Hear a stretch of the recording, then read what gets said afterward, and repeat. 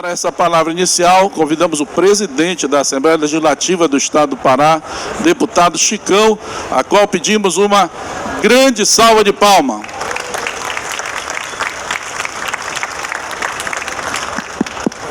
Por insistência do deputado Irã, deputado Priante, eu fui intimado a dar uma palavra aqui, mas eu queria agradecer o deputado Irã, que é o autor da ideia de coordenar esse painel, agradecer as autoridades que aqui estão.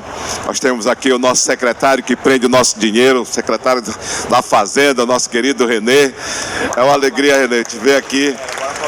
Vamos aplaudir que está chegando o final do ano, Priante. Aí tem que liberar o nosso dinheiro um pouquinho a mais. Parece que o Estado arrecadou bem, né? Então nós estamos com essa esperança, né, Elian? Mas queria também saudar aqui a nossa querida deputada Andréa Siqueira, deputada federal pelo MDB. Nosso deputado da Paraíba, que daqui a pouco tem um painel aqui também, né? Bom, eu não vou aqui me deter em pronunciamento. Eu acho que nós viemos aqui para ouvir realmente uma das culturas mais importantes que esse estado tem, que é a cultura do Dendê, da agropalma, da sustentabilidade. E nós temos uma pessoa aqui que é muito entendida nesse assunto, que é o nosso querido Marcelo.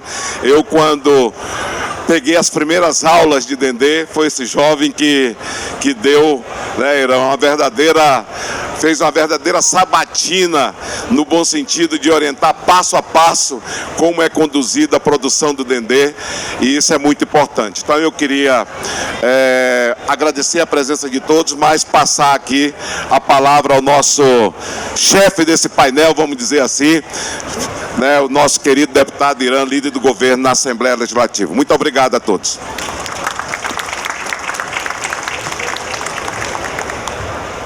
Boa tarde a todos e a todas. Agradecer aqui ao presidente Chicão. Primeiro pela organização desse espaço na COP.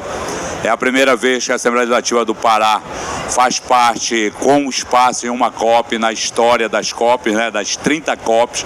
Primeira vez que está aqui pela liderança do nosso presidente Chicão e nos dando a oportunidade de fazermos um debate extremamente positivo, tendo a oportunidade, inclusive para as opiniões divergentes e com isso trazendo o contraditório também ao debate.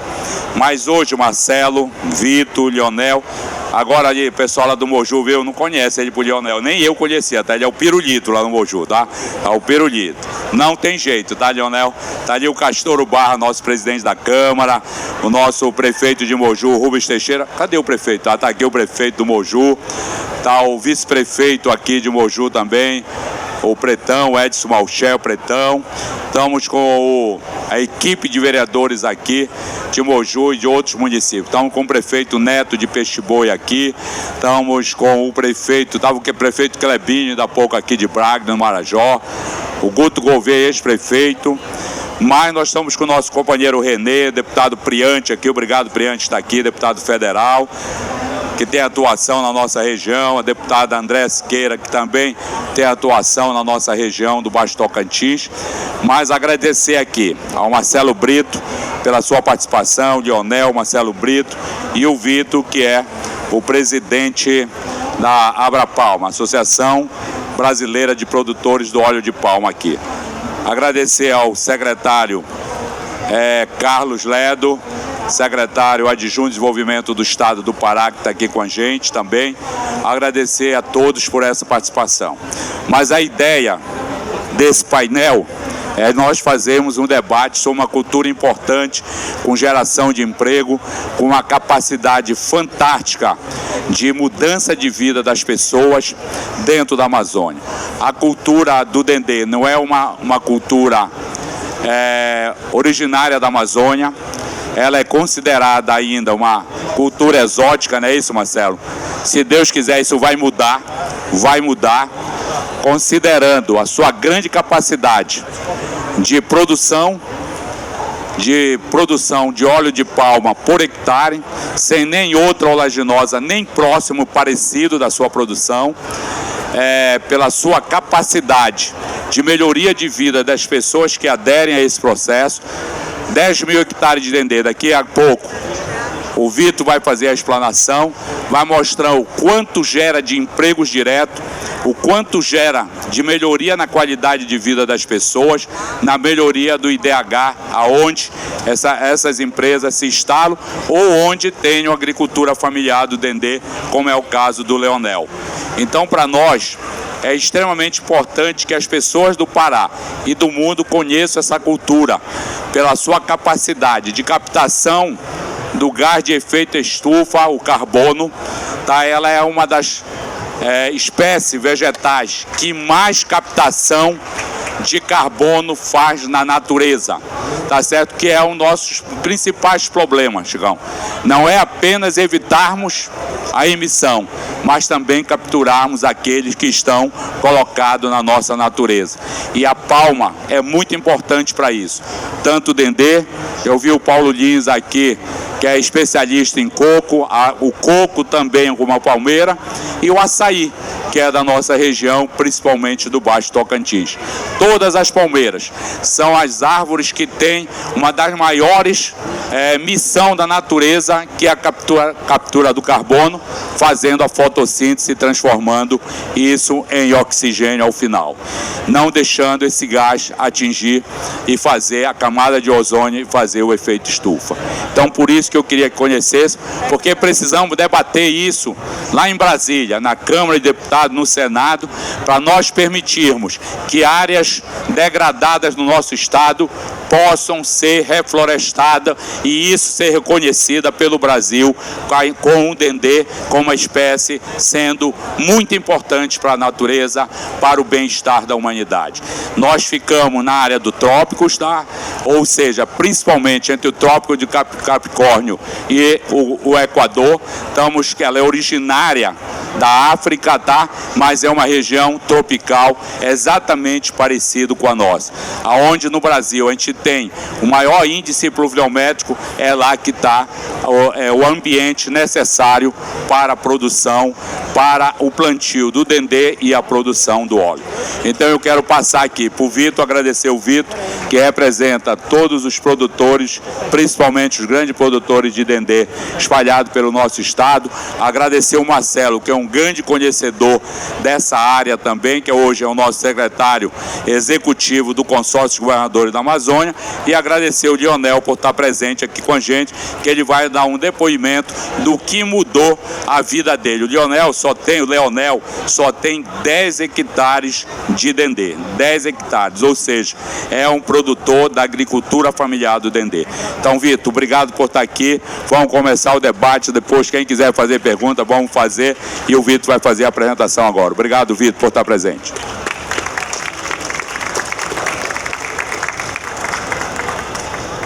Muito obrigado, deputado, pela oportunidade de falar um pouco aqui do nosso setor.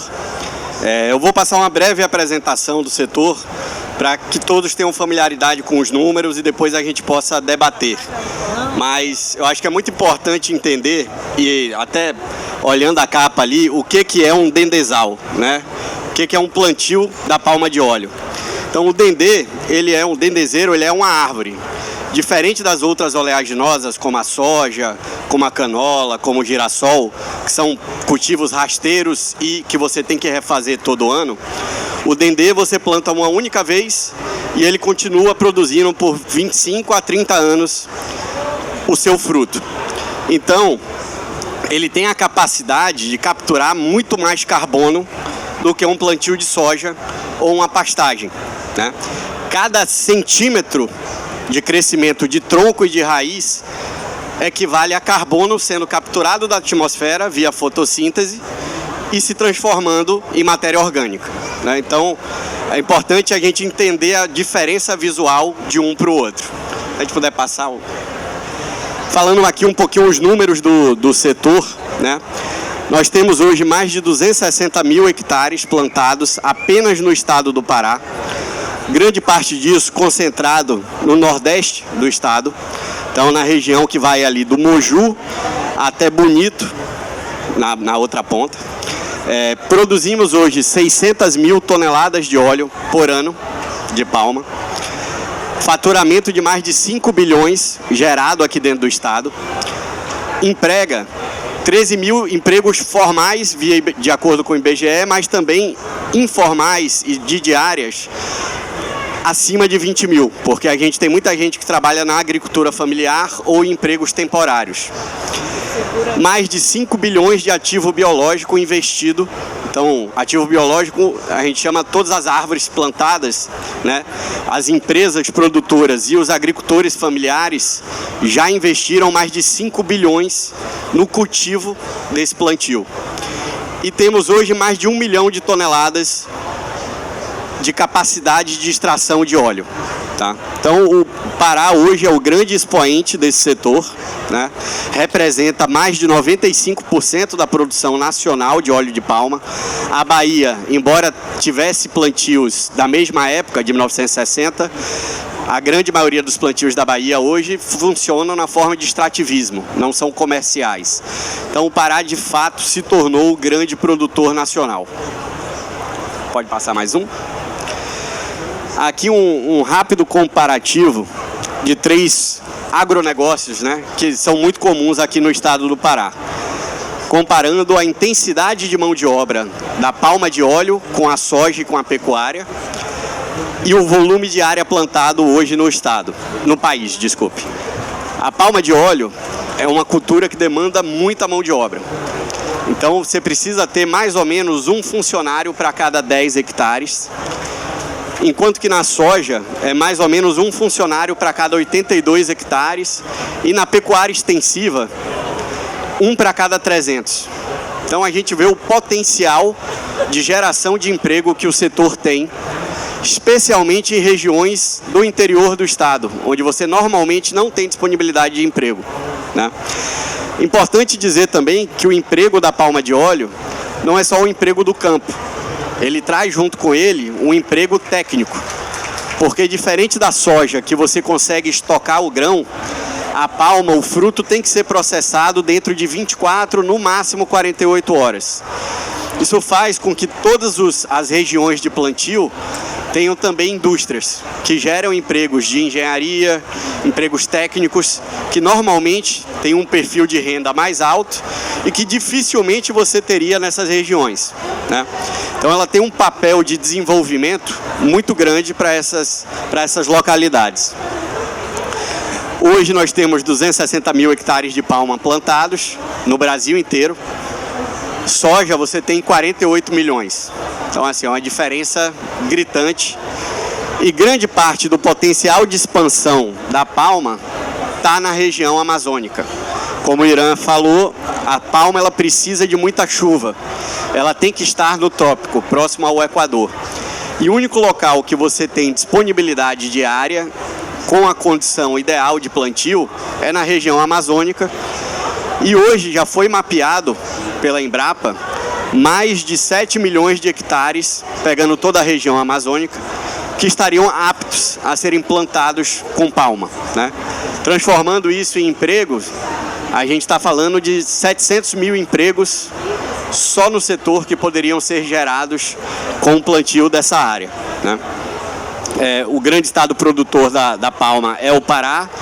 Os outros grandes potenciais produtores são Roraima, alguma coisa no Maranhão, alguma coisa no Mato Grosso, Rondônia também teria espaço, mas o Pará hoje desponta realmente como o grande produtor. Pode passar para o próximo, por favor.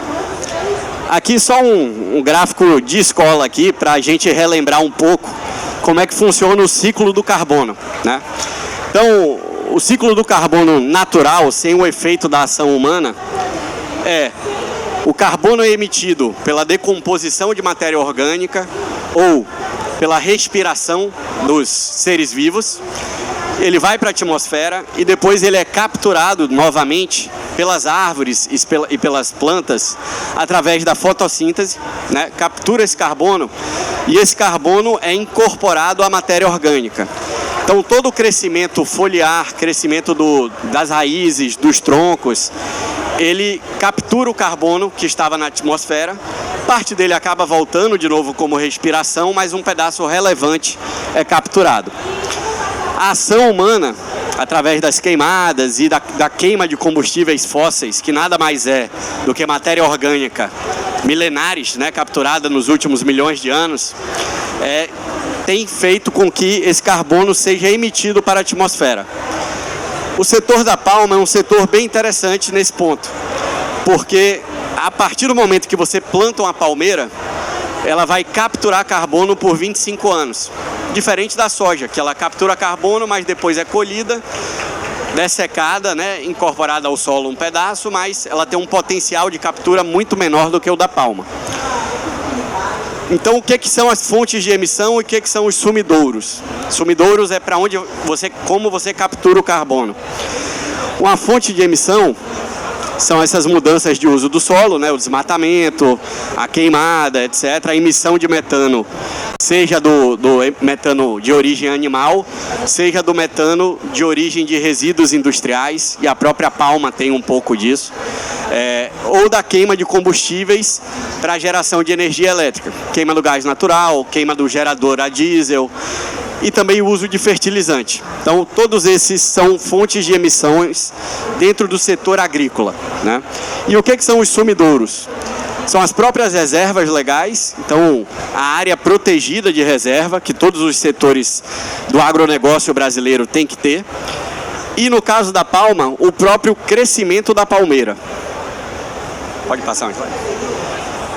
Quando o Brasil fez o zoneamento agroecológico em 2010, a gente, de maneira muito inteligente, criou um zoneamento focado nas áreas que já foram desmatadas, já haviam sido desmatadas e que eram pastagens degradadas. Então, aqueles 160 milhões de hectares de pastagem que eu falei antes, grande parte daquilo são pastagens degradadas.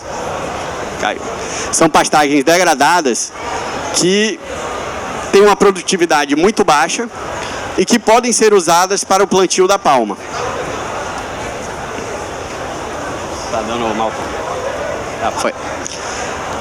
Então, o setor da palma brasileira, ele já nasce como um setor de desmatamento zero, onde a gente não precisa derrubar uma árvore para plantar uma palmeira.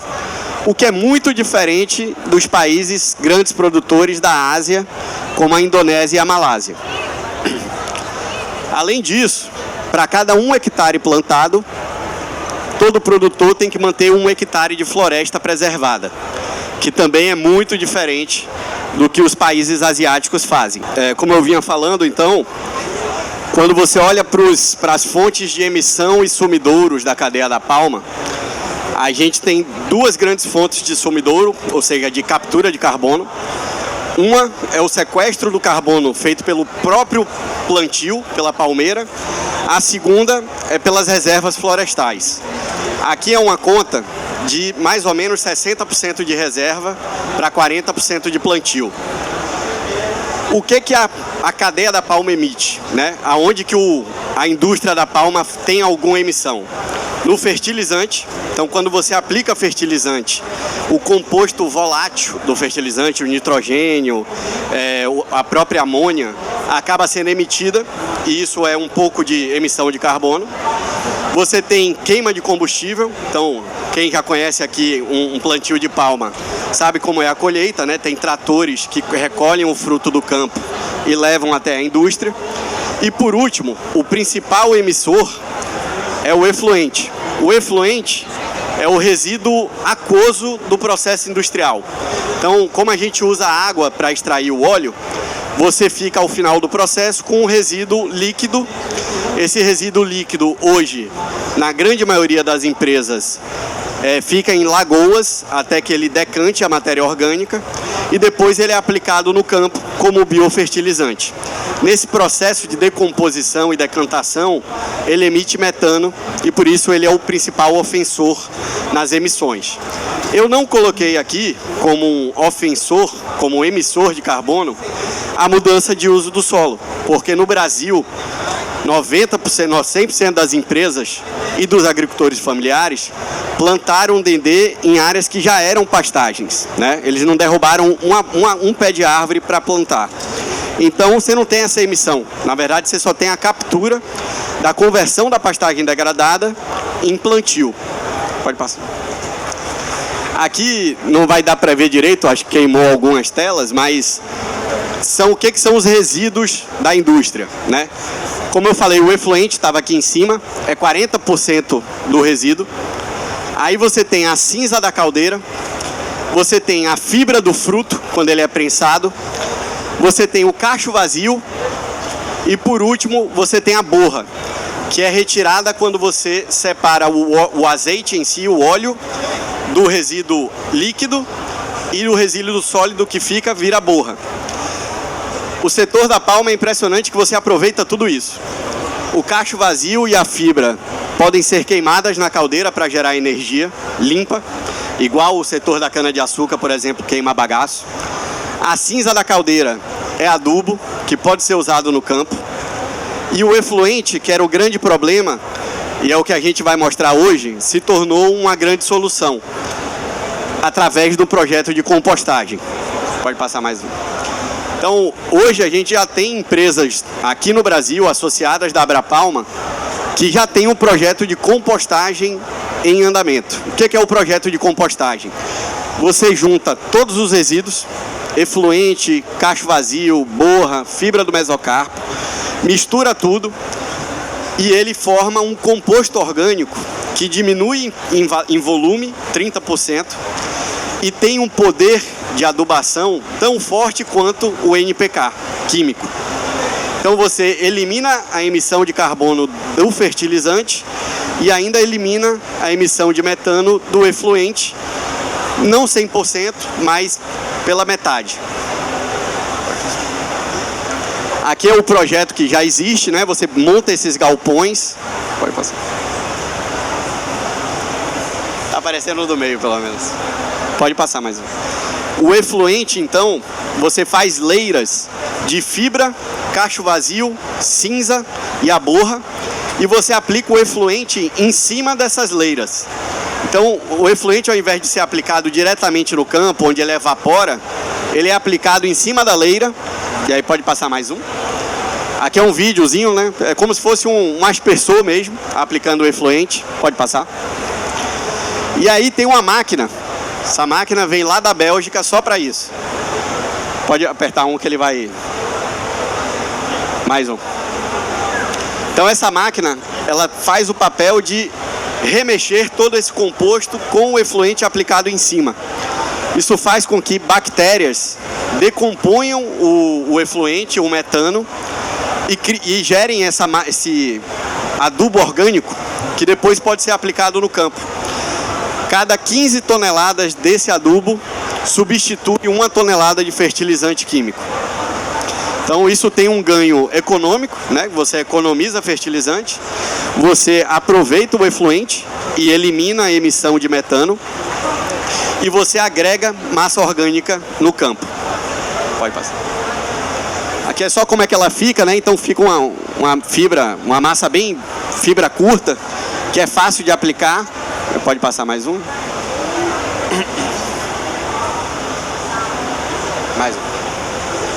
Mais um.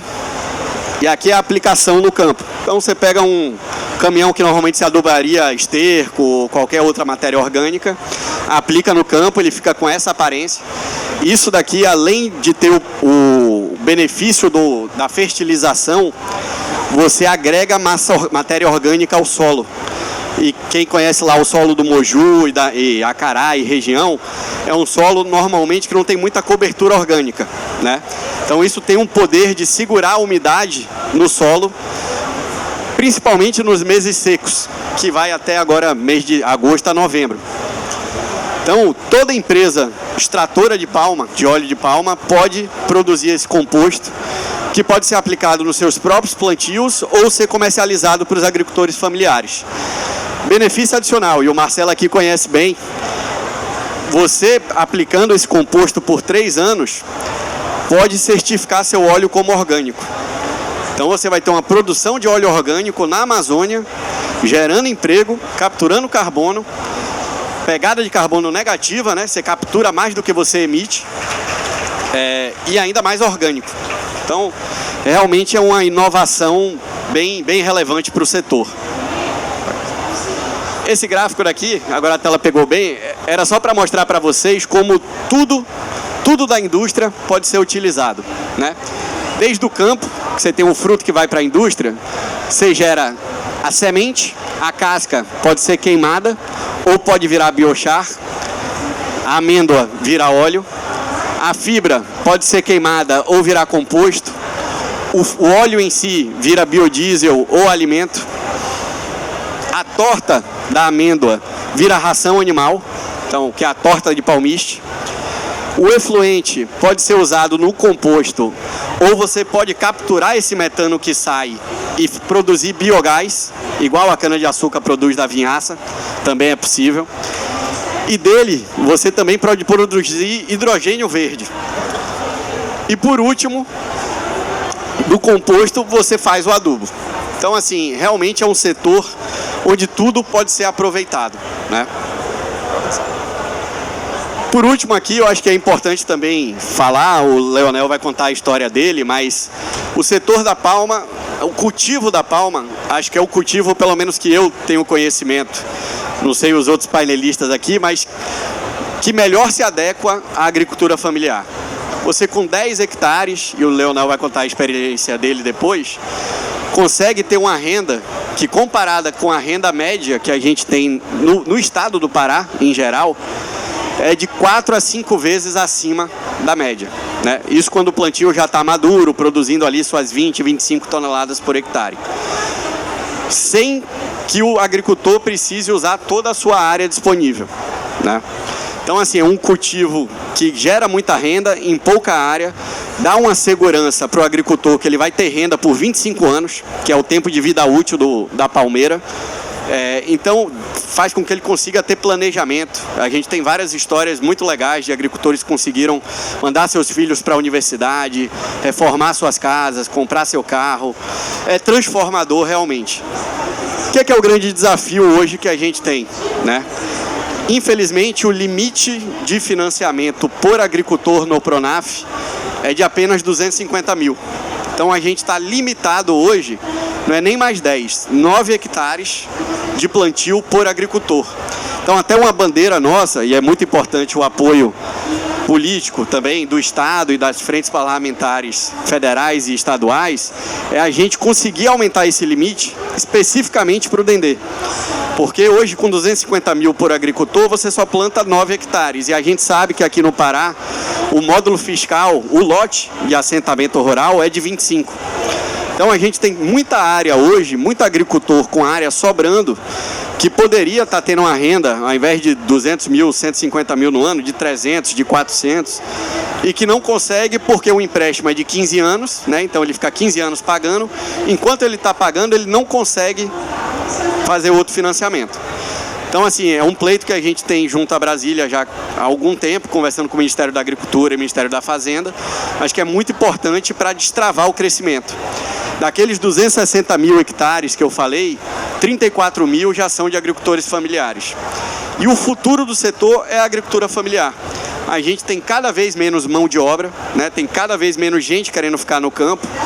E quando você faz a agricultura familiar, ele não é empregado, ele é dono, né? Isso é completamente diferente até no cuidado que ele tem no plantio. Então, pessoal, eu queria só dar esse panorama rápido aqui do setor. Vou passar a palavra novamente aqui para o Irã. Obrigado, Vitor. Tá? Uma salva de palmas para o Vitor, presidente da Abra Palmas. E vou convidar, assim, tá? Foi um panorama que o Vitor apresentou e que isso a gente vive, viu, Renê, na nossa região, muito isso aqui, tá? Geração de muito desemprego. O município do Moju, a Palma e o Coco geram em torno de 5 mil empregos diretos. 5 mil empregos diretos. Tivemos um problema com uma das empresas, com a BBF, e isso deu um problema, sem contar a agricultura familiar, Leonel. Sem contar a agricultura familiar. Sem falar do açaí, né, que é muito da agricultura familiar.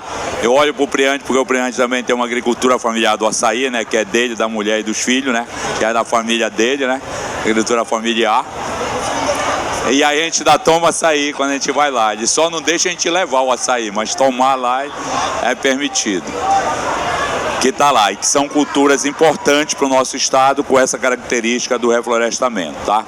Entre a palma é um dos setores que mais emprega na nossa região lá, tá? Então eu quero registrar aqui a presença da nossa ex-prefeita, ouvidora-geral do Estado, Nilma Lima, que está aqui com a gente, tá? Também dos vereadores aqui, Bruno Quaresma, quem mais? Nete, Márcio Duquinha, a Eliomar, Júnior Faro, Nilziele, quem mais está aqui? Fernandinho, a Nete, já falei da Nete há pouco, tá? E o nosso presidente Castorubá, tá? Eu vou passar para o Lionel, para ele contar um pouco da experiência, do que isso mudou na vida dele, a partir do momento que ele acreditou nos primeiros projetos de agricultura familiar. E alguns projetos, está fazendo 25 anos agora, que eram de 2001, né, Marcelo? Os primeiros foram de 2001, foi 2002, 2003 e 2004, se eu não me engano. Foi o 1, 2, o 3 e o 4. Tá? E o Lionel deve ser do 2 ou do 3.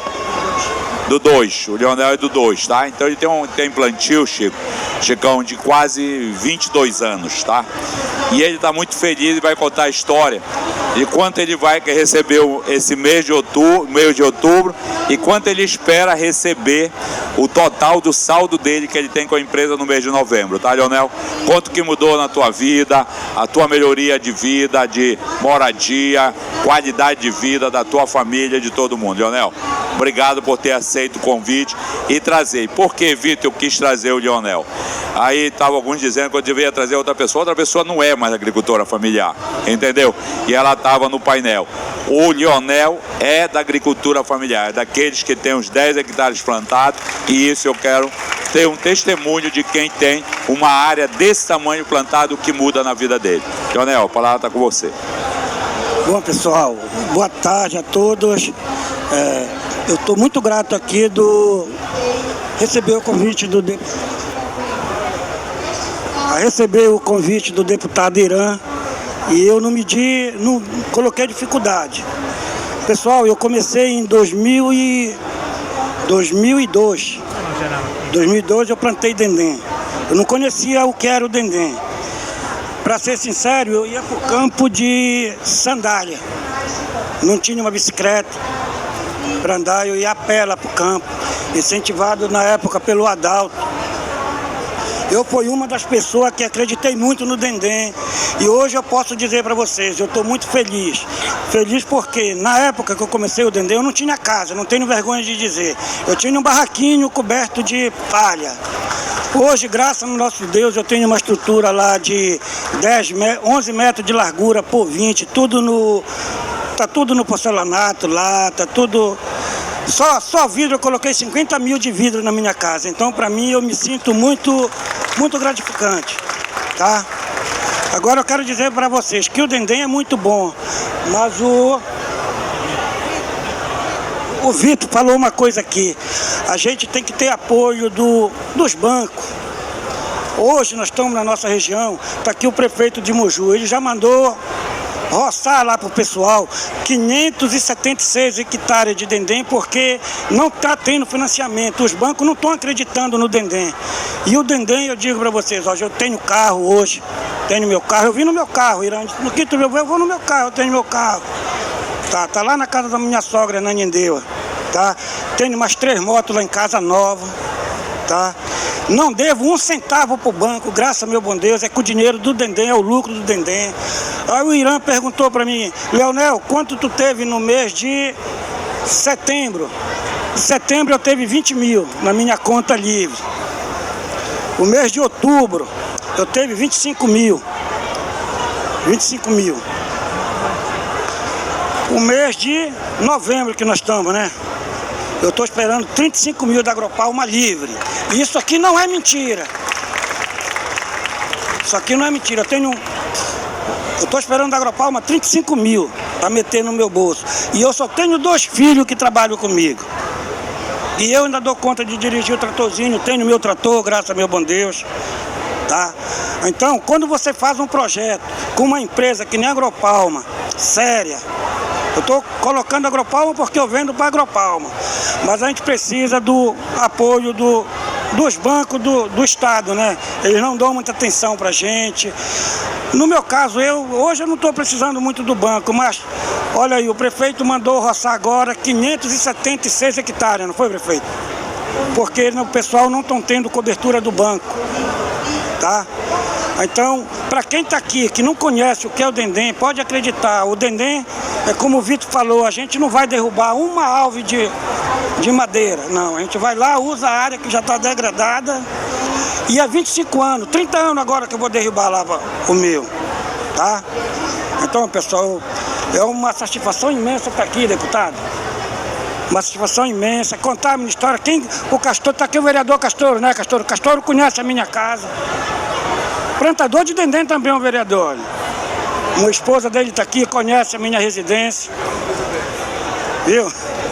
Então, tá ali o seu Davi, olha. O seu Davi incentiva a gente a plantar o açaí, o cacau, né, Davi? Isso aí é muito bom, porque não adianta eu plantar só o Dendê, porque o Dendê, tá aqui o Vitor. 10 hectares de Dendê, tu vai tirar em média aí 8 diárias no mês, né, Vitor? 8 diárias. O resto do mês tu vai trabalhar em outra coisa, pô. Tu vai fazer outra coisa, tu vai plantar mandioca, tu vai plantar o cacau, tu vai plantar o açaí, tu vai colher o peixe, tu vai plantar o frango, porque o Irã me trouxe para falar de Dendê, mas o agricultor mesmo, ele tem que plantar tudo, porque não adianta eu só ficar reclamando, não vem nada de ninguém, o governo não me deu minha bolsa escola, não me deu não sei o que, meu parceiro, vamos plantar e criar, que esse país desenvolve. Então, Irã, era isso, viu, pessoal? Estou muito grato, foi uma satisfação imensa estar aqui. Para mim é uma honra estar aqui com vocês, tá? E dizer para vocês, hoje lá na nossa região a gente tem uma empresa muito séria, que é o Grupo Agropalma. Jogou o coco lá na conta, lá na balança lá, o dinheiro vai para conta. Uma empresa que fez um contrato de 25 anos e até hoje, graças a Deus, está zelando pelo nome dela e pelo da gente, né? Porque para a gente ter um produto, se não ter mercado, é complicado, né, Irã? Mas a Agropalma está junto da gente ali e graças a Deus deu certo. Então, obrigado, pessoal. Obrigado mesmo. Muito bem, Leonel, obrigado. O Leonel é um daqueles da plantação da agricultura familiar do Dendê que acreditaram nesse processo dessa parceria público-privada, tá, entre o governo do estado do Pará lá em 2001, 2002, 2003, 2004, e isso é uma realidade. Lá eram 200 pequenos agricultores. Hoje no Moju, prefeito, nós temos muito mais de 600, 700. O Castor Barra, aqui o nosso presidente da Câmara, disse que ele está ampliando lá o plantio do pai dele, entendeu? Só agora foram mais de 200 famílias beneficiadas pela parceria da prefeitura. Esperando, né? Mais 250 esperando. Então, Marcelo, isso é o que está acontecendo lá. E agora nós temos, além dessa situação, Chico, se está se trabalhando com o sistema agroflorestal também, onde tu usa o Dendê e espécies originárias da Amazônia, consociado com isso, inclusive o cacau também está sendo incentivado. Aqui o Davi, que é o presidente do Sindicato dos Produtores Rurais do Moju, que está aqui, faz lá parte da FAIP. Olha a cara dele, igual lá do Xavier, pode olhar, Chicão, é da turma do Xavier. Ele da mesma daquela turma que gosta de mudar, entendeu? A presidência, entendeu? De 50 em 50 anos. De 50 em 50 anos, é rápido lá o rodízio. Tá certo? É de 50 em 50 anos. Mas isso aqui o Giovanni foi embora, que eu acho que eu ia dizer que ele era de lá. E queria agradecer ainda há pouco, estava aqui o nosso deputado Vitor Dias também, tá? Estava aqui com a gente, participando, deputado e secretário, né? Vitor Dias estava aqui com a gente também, registrar a presença aqui do deputado Vitor Dias. Tá? Então nós estamos experimentando o STAF, né? Com o sistema agroflorestais, consociando o Dendê, não é isso, Vitor? Com espécies da Amazônia, inclusive espécies que poderão ser colhidas também ao longo dos anos, e o cacau que pode ser reproduzido também. E o Leonel estava me dizendo, Irã, eu tenho o cacau, tenho o açaí, eu tenho peixe, e eu quero até que tu vá na minha casa comer um peixe assado lá comigo, da produção dele, e eu provavelmente, né, Chicão, vou lá, né, não tem jeito, né, pra gente manter isso. Mas eu queria ouvir o Marcelo, que o Marcelo, além de ser o nosso secretário executivo do consórcio dos governadores da Amazônia, também é participou de toda essa construção da agricultura familiar do Dendê na nossa região, e o Marcelo conta essa história até melhor do que eu, porque muitas das coisas que eu falo aqui eu tive que aprender com o Marcelo. Aí eu queria só dizer um negócio, quando, Chicão, tu viste ele falar de Lionel, né? Porque o Adalto, te lembra do Adalto, né? O Adalto era o gerente geral naquela época da Agropalma, quando foi implantado o primeiro projeto lá. E o Adalto era o meu adversário político em determinado momento. E grande parte que eu conheci um pouco da cultura do Dendê foi porque eu gostaria, de ser o prefeito de Moju, mas quem era o meu eleitor era o cara da agricultura familiar, era o empregado da Agropalma. Então eu tinha que entender isso até para me fazer a proteção e ter o debate de sentar na mesa para pedir um preço justo na compra da produção do fruto do Dendê. Que isso é avaliado, sempre foi lá atrás, um percentual sobre o valor internacional do óleo, tá? Nos mercados internacionais, normalmente era da Holanda, né? Na Bolsa de Valores da Holanda, se eu não me engano, de Roterdã. Aí esse valor se calculava 10% disso, o percentual que a gente pagava, que eles pagavam aos produtores. E isso eu trabalhava para me entender, para me fazer o debate e fazer a defesa do pequeno produtor rural, pequeno produtor de óleo de fruto de Dendê. Marcelo, nós queremos lhe ouvir toda a sua história, sua experiência sobre a agricultura familiar do Dendê e da cultura do Dendê propriamente dito e a fronteira que nós temos ainda no Pará para ser explorada. Obrigado, Biram. Boa tarde a todas e a todos. Eu vou ficar aqui para não dar as costas para ninguém. Boa tarde a todas e a todos. Cumprimentando aqui nosso querido deputado Chicão, nosso presidente, eu cumprimento todos os senhores deputados, prefeitos, vereadores e minha amiga Nilma. Cumprimento todas as senhoras e senhores. Rapaz, tem 28 anos que eu tive o prazer de conhecer essa peça aqui, que foi o caboclo, por intermédio dele, que me fez cidadão paraense lá na Assembleia do... que eu tenho orgulho danado disso aqui. Hoje eu estou na Secretaria Executiva do Consórcio da Amazônia Legal, por convite do nosso governador Helder Barbalho, que é o presidente do consórcio, e através dessa posição fomos convidados pelo André Corrêa do Lago, presidente da COP, para a gente ser um dos enviados especiais também, olhando aqui para a nossa Amazônia. Então a gente tem trabalhado arduamente há mais de um ano em toda essa agenda de COP e tudo. Irã, isso é só uma parte das coisas boas que essa indústria pode dar. Mas a gente precisa fazer isso aqui dentro de um contexto de coisas que estão acontecendo agora, que virão em benefício de toda uma cadeia de produção. Estou vendo aqui nosso querido Renê, ele estava há 2 horas atrás no pavilhão do consórcio, na Blue Zone, onde nós lançamos o primeiro plano de remuneração de créditos de biodiversidade para áreas de conservações públicas da Amazônia. Isso é um trabalho de 1 ano, que foi levantado pela Câmara Técnica dos Secretários da Fazenda no consórcio. Nós fizemos uma parceria com um grupo financeiro da Suíça, que desenhou esse modelo, e a gente começa o primeiro piloto agora, com a possibilidade de criar todo um modelo de remuneração que banque os custos estaduais com as suas contas das unidades de conservação. Gente, por que isso? Alguém já pensou aqui quanto custa para cada estado, para cada prefeitura ou para o governo federal manter a cobertura vegetal do Brasil? Compara isso, por exemplo, com a Arábia Saudita. Quanto que eles gastam com cobertura vegetal? Então, se isso é tão importante e a gente consegue verba para cobrir esse custo, o Estado tem condição de investir em outras áreas. Antes desse lançamento, nós fizemos um outro lançamento, solicitação do governador Helder, lá 2 anos atrás, quando eu cheguei no consórcio. Nós precisamos melhorar a estrutura de compliance público, de segurança jurídica para os investidores na Amazônia. E nós lançamos agora uma plataforma, que chama Plataforma Amazônia 2050, que já se utiliza de inteligência artificial, e nós colocamos junto numa única plataforma tudo que existe de informação pública, estadual, federal, privada, no Brasil e no mundo. São 186 layers de informação. O que são esses layers de informação?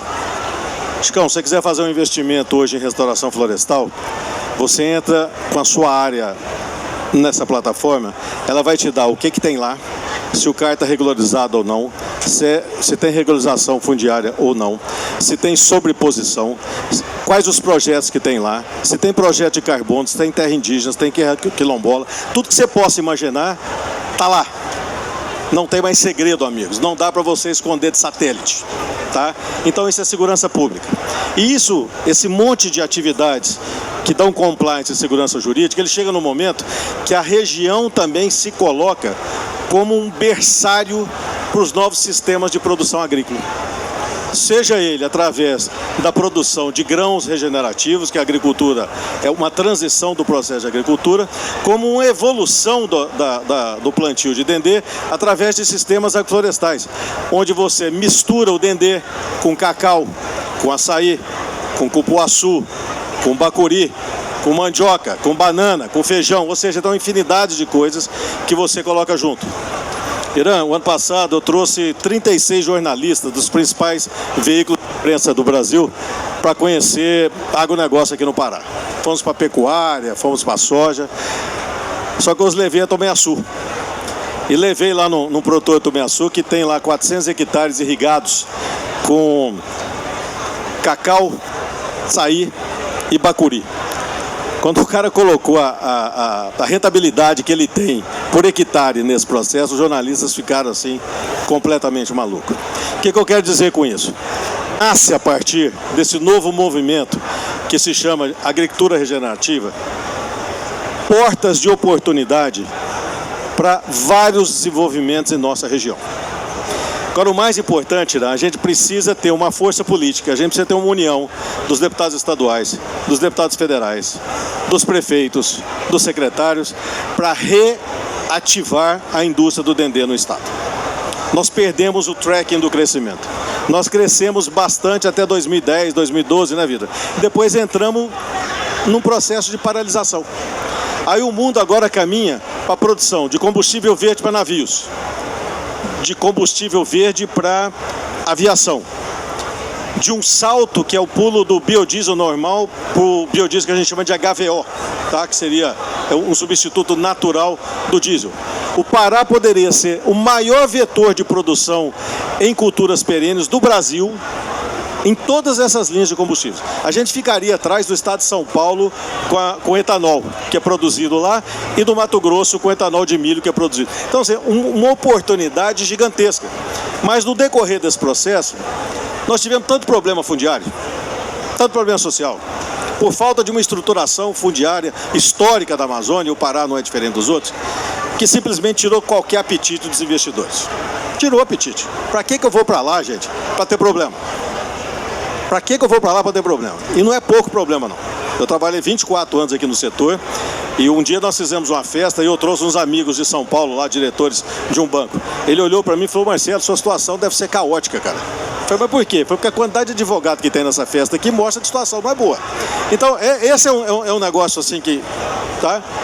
Nesse exato momento, lá no consórcio da Amazônia, está sendo lançada a primeira cartilha de regularização fundiária da Amazônia Legal. Foi comandado esse processo pelo Bruno Cono, que é o presidente do ITERPA, criando um movimento básico de reestruturação fundiária para que, pelo menos, você não corra o risco de iniciar um projeto e 2, 3, 4 anos depois aparecer 50 donos dessa área falando que a área era dele. Se a gente conseguir acelerar isso aqui, nós vamos longe. E para finalizar, deixa eu te falar um negócio sobre a questão da renda de financiamento. Gente, não falta dinheiro para o Pronaf. O Pronaf esse ano foi de aproximadamente 80 bilhões de reais. 80 bilhões de reais. Vocês sabem aonde é utilizado 90% do Pronaf da Amazônia brasileira? Alguém tem ideia? Aonde vai 90% do dinheiro do Pronaf da Amazônia? Alguém quer chutar? Compra de bezerro. Compra de bezerro. Pecuária. Gente, pelo amor de Deus, a indústria da pecuária do Brasil é tão madura, é tão rica, é tão gigante, que a gente não precisa utilizar de dinheiro do Pronaf para financiar a pecuária. Os outros 10% que sobra é que vai para dendê, para bacuri, para açaí, para mandioca, para tudo que você chama hoje de bioeconomia, 10%. Agora, é culpa de quem? A reestruturação começa do setor financeiro. Então tem que começar no BASA, tem que conversar muito com o Lessa sobre isso, tem que conversar no Banpará, tem que conversar no Banco do Brasil, sabe por quê? Qualquer gerente desses bancos tem no celular dele um sistema para financiar a pecuária, mas não tem um sistema para açaí, não tem um sistema para bacuri, não tem um sistema para produtos da bioeconomia. Então a reestruturação ela tem que partir do mercado financeiro e a gente criar uma melhor redistribuição nesses financiamentos do Pronaf, que pode fazer uma revolução na Amazônia, Irã. Uma revolução no Pará, gente, com todas as oportunidades. Gente, eu sou sócio de uma empresa de chocolate. Até pouco tempo atrás, para a gente misturar manteiga de cupuaçu, que faz parte da formulação de um dos chocolates, a gente ia comprar manteiga de cupuaçu na Bahia, que era o único lugar que tinha um processo industrial regular de qualidade para fornecer. Pelo amor de Deus, a gente aqui no Pará comprar manteiga de cupuaçu na Bahia, isso é o fim da picada, um negócio desse. Isso é o fim da picada.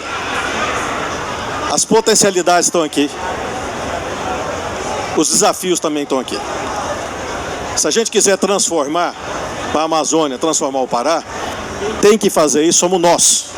E não cobrar que Brasília faça, não cobrar que o investidor de São Paulo faça. A boa notícia, Chicão, sabe o que é? É que não falta dinheiro. Não falta dinheiro. O mundo nunca teve tanta liquidez, não é não, René? Nunca teve. Falta projeto para ancorar. E aí, por ordem também do presidente, nosso presidente Helder Barbalho, do consórcio, nós acabamos de fazer uma parceria, Irã, com a ONU. Nós pegamos todos os projetos que tinham em estoque em todos os estados da Amazônia. Nós adequamos todos os projetos na linguagem da ONU, que é a melhor linguagem para o investidor. Nós traduzimos tudo para o inglês e a partir de ontem foi lançada a plataforma de projetos da Amazônia, onde qualquer investidor de qualquer parte do mundo entra nessa plataforma do consórcio e lá clica no estado do Pará, aparece todos os projetos de captação e investimento que aqui foram produzidos, adequados a essa linguagem do investidor. Então veja que a gente está criando o compliance necessário, a estruturação necessária para trazer esse investimento.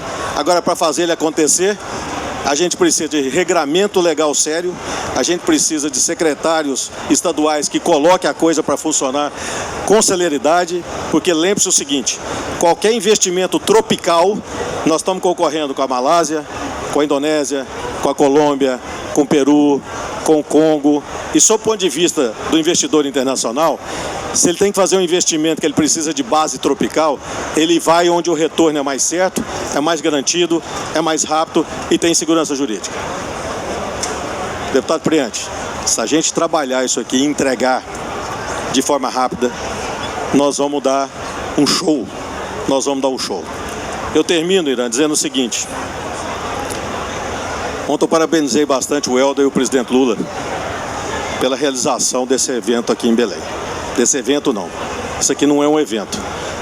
Isso aqui é um marco de transformação da Amazônia brasileira. E mais do que isso, é um marco de transformação do estado do Pará. Belém e o estado do Pará nunca mais será o mesmo depois dessa realização dessa COP. O pessoal pergunta que legado a COP vai deixar vários, das negociações, da convenção do clima e daí por diante. Mas alguns já foram internalizados. Esquece a parte urbanística de Belém, porque essa aí já faz parte do projeto. Mas a realização da COP aqui em Belém colocou a Amazônia na discussão nacional. O Brasil sabe que a Amazônia existe agora, porque não sabia. Sabia que tinha uma mancha verde lá em cima que nos atrapalhava. Agora sabe que existe uma mancha verde rica, riquíssima, lotada de potencial, de carbono, de produção agrícola, de crédito de biodiversidade, de sistemas industriais. E nós também trouxemos o Brasil para dentro da Amazônia. Então, foi duro para o Helder e para o presidente Lula para sustentar essa COP aqui em Belém. Não foram poucas as forças que tentaram levar para outros lugares. Com todo respeito a São Paulo, com todo respeito ao Rio, todo respeito a Brasília, esse era o lugar para fazer a COP30, E esse era o lugar para a gente começar a rediscutir o mundo nesse distúrbio geopolítico. Quem sabe, daqui para frente, agora a gente não fala mais de agenda de Paris, a gente fala agenda de Belém. Nos próximos 10 anos, nós vamos discutir a agenda de Belém e vamos falar que o mundo, sim, em transformação, tem jeito, dentro de uma nova estrutura geopolítica, e esse jeito começou a ser dado aqui em Belém. Aqui em Belém. O legado está posto. Irã, obrigado pela gentileza de estar aqui. Vamos investir que o Pará merece e tem condição. Obrigado. Obrigado, Marcelo.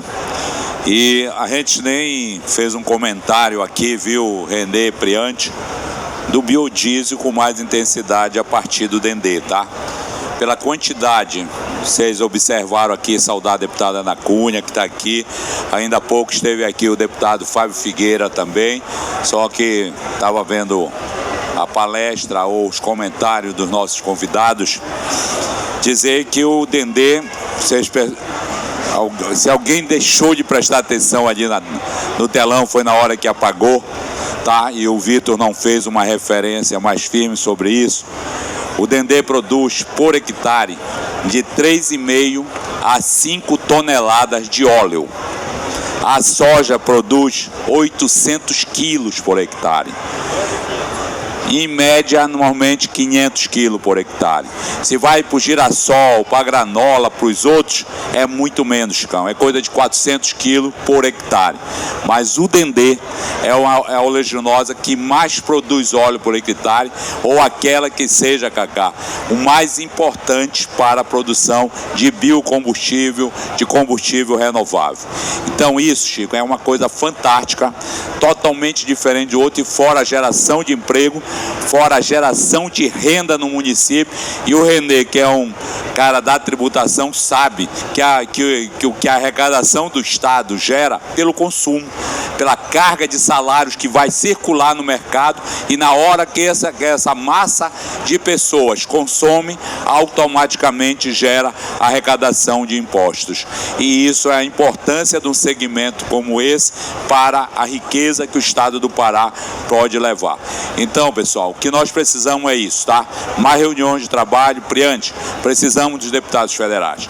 Precisamos incluir o Dendê como uma espécie que equiparada com as espécies amazônicas, não sendo mais exótica para a área de reflorestamento de áreas degradadas, pela sua grande capacidade de captação do carbono.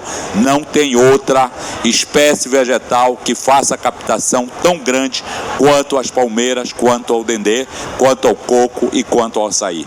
Precisamos disso para que se possa mudar essa história aqui na Amazônia, melhoria de vida do povo da Amazônia. Então, Priante, isso depende da Câmara. Vitor, você que representa a Palmas, Marcelo, você que representa o consórcio da Amazônia, isso é muito importante para nós mudarmos esse entendimento aqui.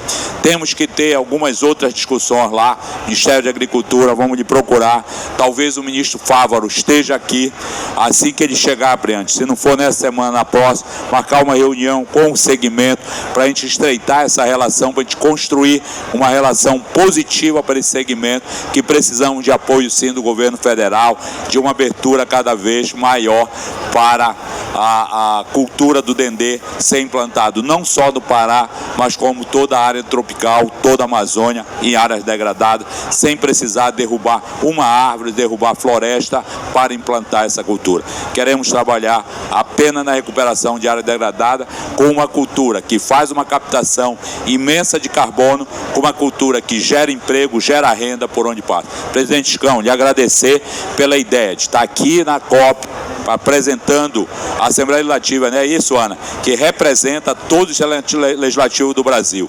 Ontem, a União Nacional dos Legisladores e Legislativo do Brasil estava aqui com a gente, tá? Usando esse espaço. Ontem usou a Assembleia Legislativa de Santa Catarina aqui, esse espaço. Hoje usou a Assembleia Legislativa do Rio Grande do Sul, o Pepe Vargas estava aqui com a gente, e agora vai usar a Assembleia Legislativa da Paraíba. De parabenizar com essa visão fantástica fantástica de unir todos os legislativos do Brasil para debatermos a COP30, debatermos melhores projetos para a manutenção das nossas florestas, para a manutenção do equilíbrio climático, para evitarmos efeito extremo como esse que aconteceu no Paraná há poucos dias, que o povo brasileiro se une em solidariedade a todo o povo paranaense por aquilo que aconteceu. Mas o que nós precisamos fazer é não deixar isso mais acontecer, e a ação que Vossa Excelência teve como presidente da Assembleia Legislativa, representando os nossos 41 deputados, foi uma iniciativa positiva para a gente engrandecer a Assembleia Legislativa do Pará, mas engrandecer o Legislativo de todo o Brasil. Deputado Priante, obrigado por estar aqui presente, o Renê representando aqui o governo do Estado do Pará, levar essa nossa mensagem ao governo do Estado para que a gente possa ampliar e visualizar o que a gente pode fazer para um segmento como esse, para que a gente possa unir, fortalecer para a geração de emprego e de renda. Na maioria dos municípios, o maior empregador são as prefeituras. Lá em Moju é o setor da palma, tá? É o dendê, é o coco, é o açaí, esse que mais gera emprego, que mais tem a empregabilidade no nosso querido município. E assim, por onde o dendê passa, ele faz essa diferença, Marcelo. Obrigado, Leonel, pelo seu testemunho que você veio aqui, tá certo? Prestar e mostrar o tanto quanto a sua vida melhorou. Vocês viram que em 3 meses que ele falou aqui, ele falou em quase 80 mil reais que ele vai receber em 3 meses. Tem mês que cai, Chicão, de acordo com o período de safra. Mas todos os meses eles têm renda a partir do dendê. Se colhe dendê os 12 meses por ano. É isso, Marcelo? Não é isso, Vitor? Todos os meses por ano. Tem uns meses que são mais, outros meses menos. A turma do Clube da Ciência lá do Moju está aqui pedindo apoio, viu, Chicão? Isso aqui é contigo, com as empresas aqui, tá, Marcelo? Olha lá o que pode fazer por essa turma. Franciele, toda vez eu chamo ela de Marielle, porque, entendeu? A Franciele foi a nossa cientista que ganhou o prêmio lá no Luciano há alguns anos atrás, foi lá para a Universidade Harvard, viajou para a USP, Harvard, nos Estados Unidos, apresentando o projeto dela que iniciou no Clube de Ciência da Escola Ernestina Pereira Maia. A escola realmente foi na Ernestina Pereira Maia, lá em Moju, escola estadual, e ela levou a experiência para o Luciano Huck, foi premiado em primeiro lugar, foi adotada pelos professores da USP, chegou aí até Harvard, tá?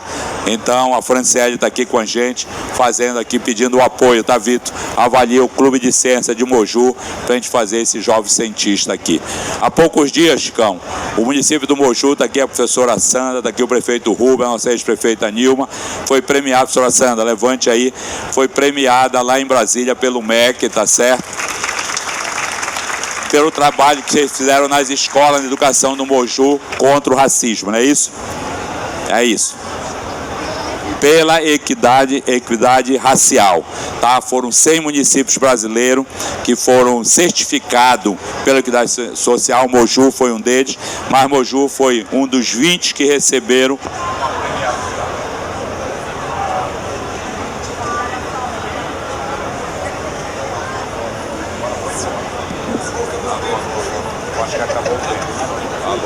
Oi. Que recebeu um prêmio de 200 mil reais, tá? E o único município da Amazônia a receber esse prêmio. Então, parabenizar o prefeito Rubens, a ex-prefeita Nilma e a secretária Sandra. Leva essa mensagem a toda a equipe da Secretaria de Educação de Moju, que isso representa o Pará. E aí o Rubens está dizendo que também recebeu os boas práticas do TCM, viu, deputada Ana? Então são trabalhos como esse, exitosos, Marcelo, que iniciou lá em 2001 e que hoje colhe frutos até hoje e que foi expandido por todo o estado do Pará. Então, Vitor, obrigado, parabéns ao trabalho de vocês. Presidente Chicão, vamos fazer um registro aqui, deputada Ana, vamos fazer um registro, tá? Nosso deputado da Paraíba também, fazer um registro da presença, Renê também, Nilma, Rubens, vamos fazer um registro aqui, fazer um registro. Mas muito obrigado a todos, que Deus continue nos abençoando e o Divino Espírito Santo continue iluminando o nosso caminho. Muito obrigado.